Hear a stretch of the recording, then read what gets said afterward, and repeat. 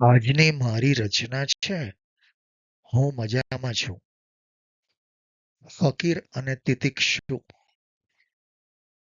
હું મજામાં છું કહેવું કઈ નાની સૂની વાત નથી. શબ્દો પાછળ છુપાયેલી કાળી ડિબાંગ રાત નથી. કહેનારો કાં તો ફકીર છે કે તિતિક્ષુ. જ્યારે કોઈ કહે બધું જ બરાબર છે, સમજી જવું રિવાજની થાળીમાં સંસ્કાર પીરસાયેલા છે. માણસ ગણ્યો વધુ ને શીખ્યો ઓછું છે. કાં તો દુનિયાને બેફિકર સમજનારો ફકીર છે, જીવે છે સંતોષની મોટી જાગીર સાથે.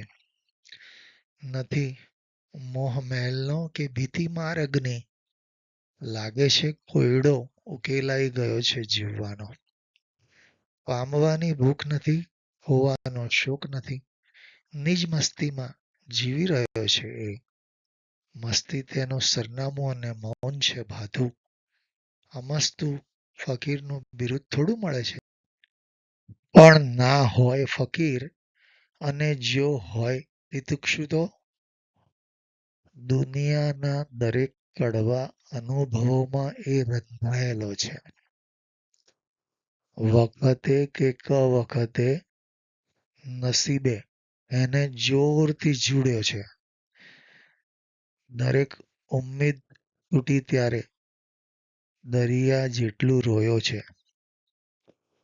ઠોકરો ખાધા પછી હવે એ પાષાણ થઈ ગયો છે.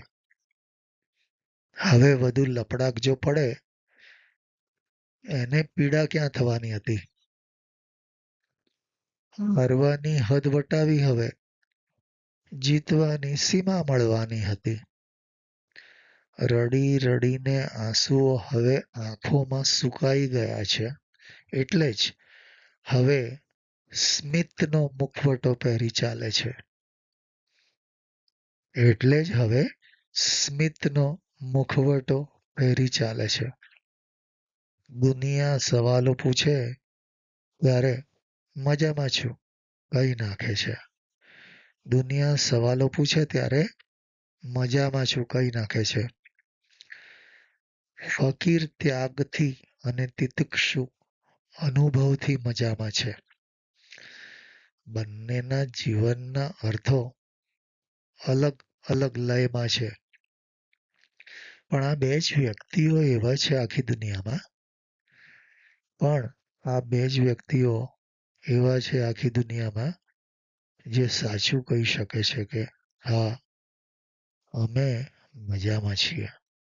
મિત્રો, આજની મારી આ રચના જો તમને ગમી હોય તો જરૂરથી લાઈક કરશો અને સબસ્ક્રાઈબ કરશો.